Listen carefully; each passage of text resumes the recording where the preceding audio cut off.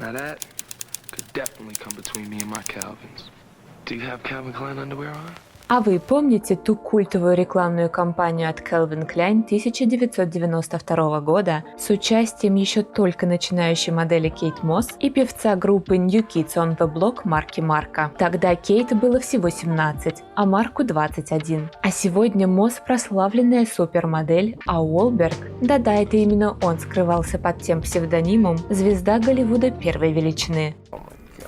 The only reason why I'm cringing too is because anything that I've done, like I hate hearing myself talk from here. Их фотографии из тех съемок по сей день вызывают небывалый интерес. На них молодые люди в джинсах, откуда видны лишь тонкие полоски белья с именем бренда. Все это стало культовой историей, а данная съемка вознесла Мосс на вершину модельного мира.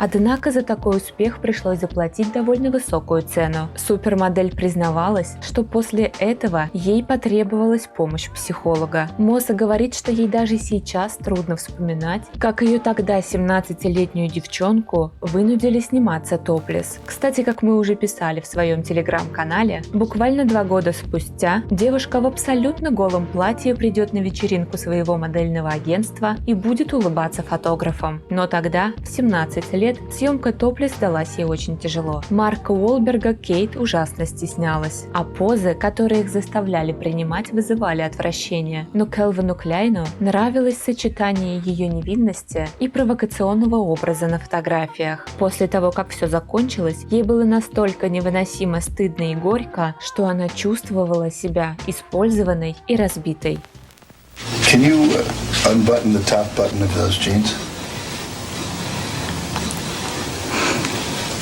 Now, why don't you push them down a little bit? No, I don't think so. Are you nervous? Yeah.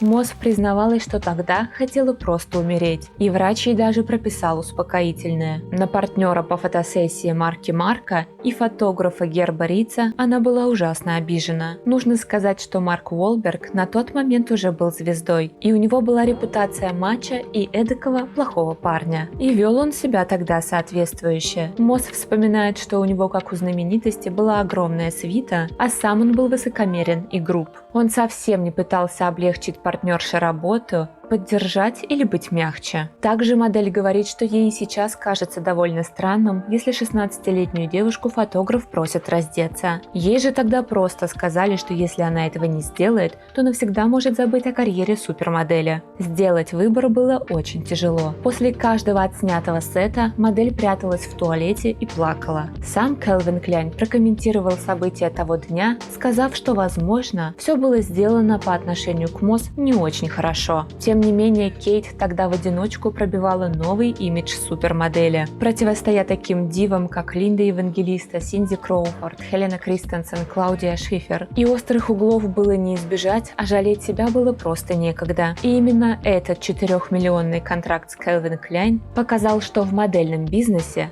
можно зарабатывать и без роста под 1,80 м.